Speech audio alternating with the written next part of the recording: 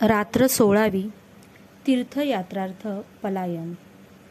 सिंहस्थात नाशिकला व कन्यागतात वाईला मोठी पर्वणी येते.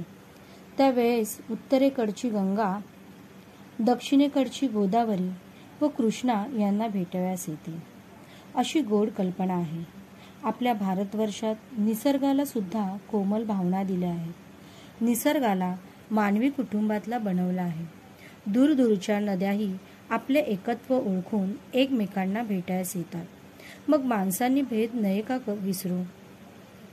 हा महाराष्ट्रीयन व हा गुजराती, हा बंगाली व हा मद्रासी, हा पंजाबी व हा परदेशी असे प्रांतिक भेद आपण व्यवहारात किती आणतो. परंतु आपल्या थोर पूर्वजांनी सर्व भारताचे ऐक्य नाना रीतींनी आपल्या मनावर ठसवण्याचे प्रयत्न केले आहेत. स्वतःचे स्वतंत्र अस्तित्व राखूनही मधुर मिलन करता येते. गंगा सागराला मिळालेली आहे व तिला स्वतंत्र अस्तित्व आहे. भेदात अभेद पाहणे ही पूर्वजांची थोर दृष्टी होती. त्या वर्षी कन्यागत असल्यामुळे वाईला हजारो स्त्रीपुरुष यात्रेला जात होते. आमचा लहानसा पालगड गाव वाईपासून किती दूर, परंतु आमच्या गावातून बैलगाड्या करून कितीतरी लोक जात होते. माझे एक चुलत आजोबा, माझ्या आईचे चुलते, त्यांच्या पत्नी व इतर गावातील बरीच मंडळी जाण्याचे ठरत होते. चांगल्या 10-12 गाड्या एकदम निघणार होत्या. पालगड ते खेड व खेड ते चिपळूण असे मुक्काम करीत त्या गाड्या जाणार होत्या. वाटेत रानात उतरावे, नदीकाठी मुक्काम करावा, पिठले भात करावा, जेवावे व पुढे जावे असे करीत मंडळी जाणार होती. अशा प्रवासात खूप मजा येते. मोटारीने धावपळ करीत जाण्यात आपण सृष्टीशी एकरूप होत नाही. सृष्टी माईजवळ 1 मिनिट उभे राहावे व जावे, त्यात काय आनंद. आईच्या मांडीवर लोळावे, तिच्याजवळ बसावे, खेळावे, यातील सुख त्याचे वर्णन का करता येईल. निसर्ग ही आपली माताच. त्या मातेला भराभर पाहण्यात काय अर्थ. तिच्याजवळ घटका घटका राहूया. या बैलगाड्यांच्या प्रवासात फार मौज असते. रात्रीच्या वेळी तर फारच आनंद. शांत वेळ असते. झाडांमधून वरचे तारे व चंद्र मधून मधून डोकावत असतात. बैलांच्या गळ्यातील घंटांचा आवाज रात्रीच्या वेळी किती गोड वाटतो. आणि मध्येच एखादा वाघ रस्त्यात दिसावा, त्याचे ते आगीसारखे ताऱ्यांसारखे डोळे हाकारे करावे व वाघ पुन्हा जंगलात शिरावा. त्या बैलगाड्यांच्या प्रवासात हे सारे अनुभव मिळत असतात. लहानपणी माझ्या ठिकाणी भक्ती फार असल्यामुळे मलाही वाटले की आपणही वाईस या सर्वांबरोबर जावे. मी आईच्या पाठीमागे लागलो होतो, परंतु माझे कोणी ऐकेना. मला फार वाईट वाटले. मी आईला म्हटले, आई जाऊ दे ना मला. मी वाटेत हट्ट करणार नाही, खोल पाण्यात जाणार नाही. तात्या, माझे चुलत आजोबा, तात्या जसे सांगतील तसं वागेन. भाऊंना म्हणजे वडिलांना सांग, म्हणजे ते नाही म्हणणार नाहीत. आई, त्या पोथीत स्नानांचे महत्त्व आहे म्हणून मी माघ स्नान, कार्तिक स्नान सारी केली. मला गंगेचे स्नान करून येऊ दे. तुझा मुलगा पुण्यवान नको का व्हायला. आई म्हणाली, श्याम, अरे आजच्याचे काय झाले. तू पुढे मोठा हो व जा गंगा गोदांना भेटायला. आज आपण गरीब आहोत. नाही म्हटले तरी 5-6 रुपये तुझ्याकरिता द्यावे लागतील. कोठून आणायचे. आईबापाची आज्ञा हीच तुझी कृष्णा, हीच गंगा. पुंडलिक आईबापांचे पाय सोडून समोर देव आला तरी उठला नाही. तो त्यांचे पाय चेपीत बसला. खरं ना. परंतु मी म्हटले, आई, ध्रुव तर आईबापांना सोडून गेला. पुराणात दोन्ही प्रकार आहेत. आई, पुढचे कोणी पाहिले आहे. चांगले करायचे मनात आले की लगेच करावे. त्याला वेळ बघत बसू नये. असं त्या सत्यनारायणाच्या कथेत नाही का. आई, जाऊ का. तात्यांनी सांगितले तर ते मला फुकट सुद्धा नेतील. ते का पैसे मागतील. आई म्हणाली, अरे ते पैसे मागणार नाहीत, हा त्यांचा मोठेपणा. परंतु असे आपण ओशाळवाने जावे का. दुसऱ्यावर बोजा घालावा का. दुसऱ्यांच्या जीवावर देवाची पूजा नाही करता येत. दुसऱ्यांनी लावलेल्या व वाढवलेल्या फुलझाडांची फुले तोडून देवाला वाहण्यात काय रे स्वारस्य. स्वतः श्रमावे स्वतः मिळवावे व देवाला अर्पण करावे. जायचे असेल तर पायी जा. आहे ताकद? मी म्हटलं, आई, मी दमून जाईन. 6 कोस चालेन, परंतु पुढे? आणि गाड्या पुढे निघून जातील. मला भीती वाटेल. आणि गाड्यांबरोबर चालत जाणे म्हणजे त्यांना लाजवणे. ते मग मला गाडीतच घेतीलच. त्यांना तर मी पायी येत आहे हे कळता कामा नये. परंतु त्यांची सोबत तर हवी. आणि पुन्हा इतके 40-50 कोस माझ्याने चालवेल तरी कसे? आई म्हणाली, ध्रुवाच्या गप्पाच सांग. ध्रुवाला भीती वाटली नाही. जो देवाकडे जायास निघाला. त्याला कोणाची आली आहे भीती? साप, वाघ त्याला मार्ग दाखवतील, खाणार नाहीत. तो दमून जर रस्त्यावर झोपला व त्यांच्या तोंडावर उन्हाचा कवडासा पडला तर साप त्याच्यावर फणा धरील. त्याला तहान लागली तर पक्षी चोचीतून पाणी आणून त्याच्या तोंडात घालतील. त्याला भूक लागली तर गाय माऊली येऊन त्यांच्या तोंडात दुधाची धार सोडील. देवाकडे जो जायला निघाला त्याला सारे मित्र, सारे सखे, त्याचे सारे गडी, सारे सहाय्य करणारे. आहे का ध्रुवाची श्रद्धा? त्याचा तो भाव? वेडा, हे काय रडायस काय झाले? अरे, आपण लहान माणसे. अजून तू लहान आहेस आणि आपण गरीब आहोत. वेडा हट्ट घेऊ नकोस. मला खूप वाईट वाटले. उजाडता पहाटे यात्रेची सारी मंडळी निघणार होती. त्या गाड्यांच्या पाठोपाठ त्यांना न दिसू अशा रीतीने आपण जावे असे मनात येत होते. आपण दमू, थकू, आपणास भूक लागेल, खायला काय? नाना शंका मनात येत होत्या. पाणी प्यावे व झाडाला पाला ओरबडावून खावा. बकरी पानावर जगते, आपण जगू. चिंचेची, करवंदीची कोवळी पाने खाऊ असे मनात योजत होतो. रात्री विचार करता करता केव्हा झोप लागली हे कळालेही नाही. मी उठलो तेव्हा साऱ्या गाड्या निघून गेल्या होत्या. त्या दिवशी शनिवार होता. शाळा होतीच. मी पटकन परसाकडे तोंड धुणे वाटोपले. झटपट आंघोळ केली. संध्या केली, नमस्कार घातले. तुळशीला पाणी घातले. पाटी दप्तर घेऊन मी शाळेत जायला निघालो. आई म्हणाली, अरे, इतकी घाई का? मी पानगी करते, ती खा व मग जा शाळेत. बड्या बापू कोठे अजून गेले आहेत? बस जरा. मी रागाने म्हटले, मला नको त्या पानगी बिनगी. खायला देतेस पण वाईला मात्र जाऊ देत नाहीस.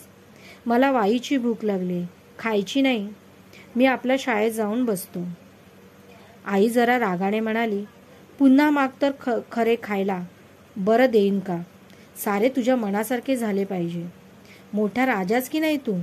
राजाच्या तरी पोटी यायचे होते. भिकाऱ्याच्या घरात जन्मून राजाची ऐटरे कशी चालणार? चांगली पानगी देते, ती नको म्हणतो. दुपारी पण नको जेऊस, खायची भूक नाही म्हणे. किती दिवस राहतोस उपाशी ते तरी बघते. श्याम, मागे फिर. आईचे ऐकावे. हो, सांगितले. परंतु मी न ऐकता झपाझप जात होतो. अजून शाळेत मुले यायला लागली नव्हती. वाटेतल्या गणपतीच्या देवळात शिरून मी देवाला नमस्कार केला व देवा, माझा निश्चय तू टिकव, तू माझ्या सहाय्यकारी हो, अशी प्रार्थना केली. मी शाळेत गेलो तेव्हा एक सुद्धा मुलगा शाळेत आला नव्हता. शाळा अद्याप उघडलीही नव्हती. माझे दप्तर मी शाळेच्या बाहेरच्या पडवीत ठेवले व मी शाळेतून बाहेर पडलो. मुलांनी मला पाहू नये म्हणून मी झपाट्याने जात होतो. मी गावाबाहेर आलो. गावची नदी ओलांडली व पुढे चाललो. थिट्यावर आलो. तेथे 3 रस्ते फुटतात. त्या जागेला थिटा म्हणतात. एका बाजूला दापोलीचा रस्ता होता व एका बाजूला खेडचा होता. मी खेडचा रस्ता धरला व चालू लागलो.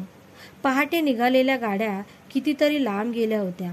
त्या गाड्या 10-11 वर्षाचा मुलगा कसा गाठणार? मला माझे भानच नव्हते. परंतु ऊन लागू लागले. मी दमून गेलो.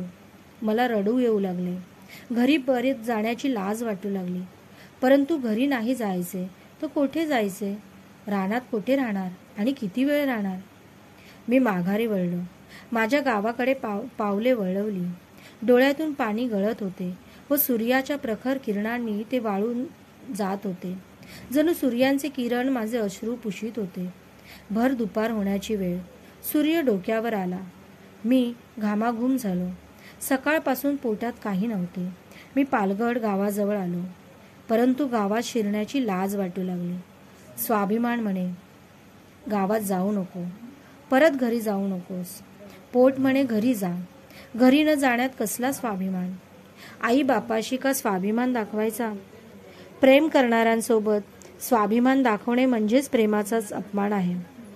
गावात शिरण्याचे ध्येय मला झाले नाही. गावाबाहेर नदीकाठी झोळाईचे देऊळ होते. ही आमची ग्रामदेवता.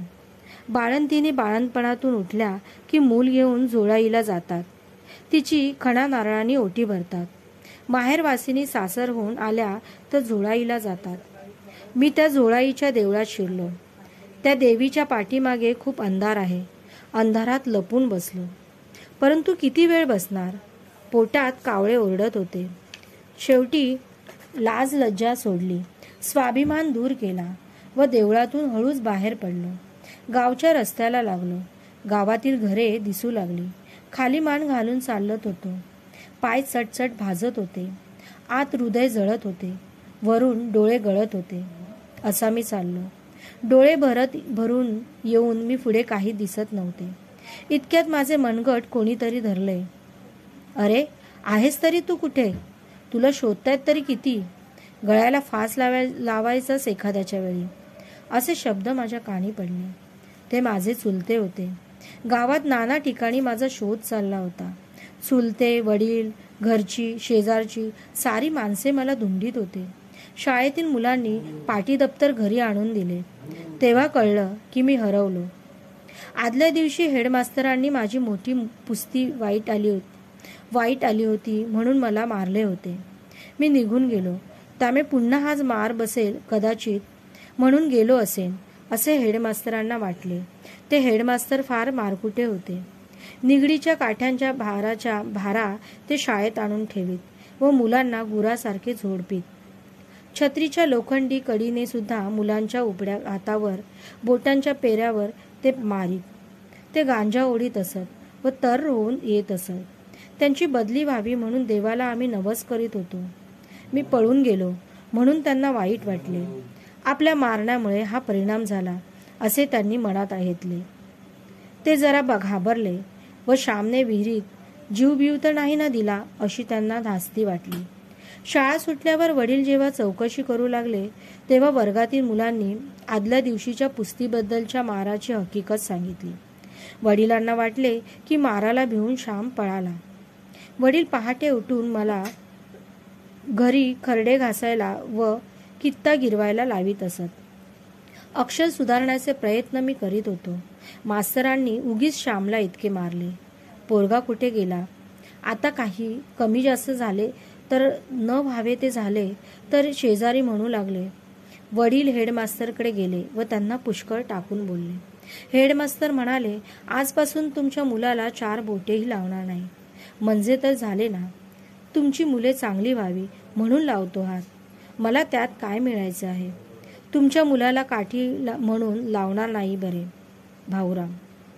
परंतु वडील म्हणाले, पुन्हा लावणार नाही, परंतु आधी सापडू दे तर खरा. घरात जेवणे तशीच राहिली होती. आईच्या मनात मी वाईला जाण्यासाठी तर नाही ना पळून गेलो अशी शंका आली. परंतु तिने ती बोलून दाखवली नाही. तिला ते शक्य वाटले नाही. चुलत्यांनी माझी बकोटी धरून आणले. रस्त्यात मुलांची गर्दी. चोराला पाहाव्यास जसे लोक जमतात तसे मला पाहायला मुलगे जमले. वाटेत वडीलही भेटले. जा रे आपापल्या घरी, का तमाशा आहे? वडील मुलांना रागाने बोलले व मुले निघून गेली. वडील माझ्यावर रागावले नाहीत, काही नाही. ती वेळ रागे भरण्याची नव्हती. मी दमलो होतो. घरी येऊन अंथरुणावर पडलो.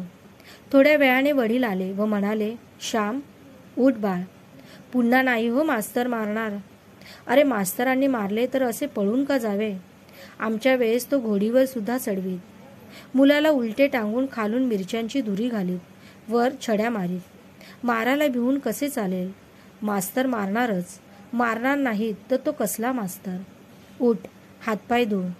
तोंड बघ कसे झाले आहे, कोकळल्यावारासारखे लाल. वाढ ग त्याचे पान आधी. मी उठलो, हातपाय धुतले. माझ्या पळण्याचे निमित्त परस्पर मास्तरांवर गेलेले पाहून मनाला जरा बरे वाटले. मारण्याचे आता कमी करतील असे वाटले. माझ्यामुळे ते जपून वागतील व इतर मुलांनाही मारेल तर बेताने मारतील असे मनात येऊन आनंद झाला. इतर मुलांवर मी केवढा उपकार केला असे वाटले. ती मुले माझे आभार मानतील असे वाटले. बाजीरावांच्या पळण्याने मराठ्यांचे स्वराज्य गेले, परंतु श्यामच्या पळण्याने वर्गातला स्वराज्य अगदी पूर्ण जरी नाही तरी वसाहतीचे तरीच मिळाले. आणि हे सारे श्यामला ध्यानीमणी नसतानाही. मी का पळून गेलो होतो हे 3 जणांना माहीत होते, मला, आईला व देवाला. शनिवार असल्यामुळे दुपारची शाळा नव्हतीच. मी जेवून पुन्हा निजलो. खूप दमलो होतो व ऊनही सडकून लागले होते. 3 सांज होऊन दिवे लागण्याची वेळ झाली तरी मी झोपलेलाच होतो. आई माझ्या अंथरुणाजवळ आली. ती माझ्याजवळ बसली. तिने माझ्या कपाळाला हात लावून पाहिले. तिने हाक मारली, श्याम. मी डोळे उघडले. आईने अंगावर हात ठेवला होता. ती वात्सल्याने म्हणाली, श्याम, बरे नाही का वाटत? अंग दुखते.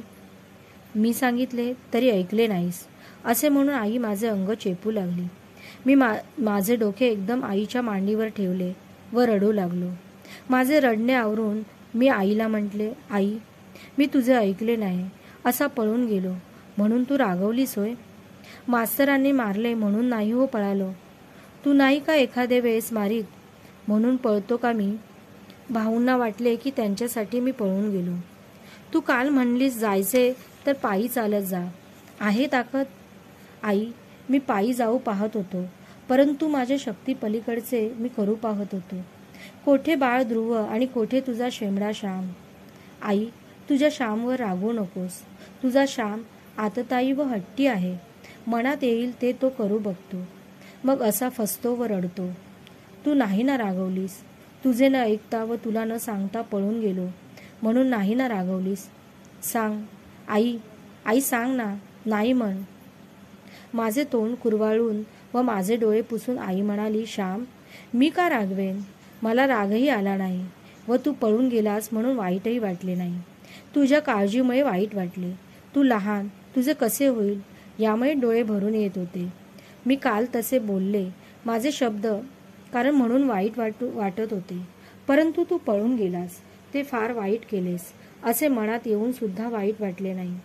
श्याम, तू वाईट गोष्टींसाठी थोडाच पळून जात होतास. परवा गावातला कुणाचा मुलगा नाटक कंपनीत जाण्यासाठी पळून गेला. तसा का तू पळून जात होतास? तू देवासाठी पळून जात होतास, गंगेच्या स्नानासाठी पळून जात होतास.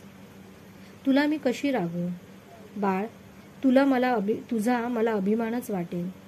माझा श्याम पळून गेलास तर देवासाठी गेला असे मी अभिमानाने म्हणेन. श्याम, एक लक्षात ठेव. तुझ्या आईचे एक वाक्य लक्षात ठेव. चोरी चहाडी करून पळून नकोस. वाईट संगतीसाठी पळू नकोस. भीतीने पळू नकोस. देवासाठी पळून गेलास तर जा. साऱ्या संतांनी तेच केले.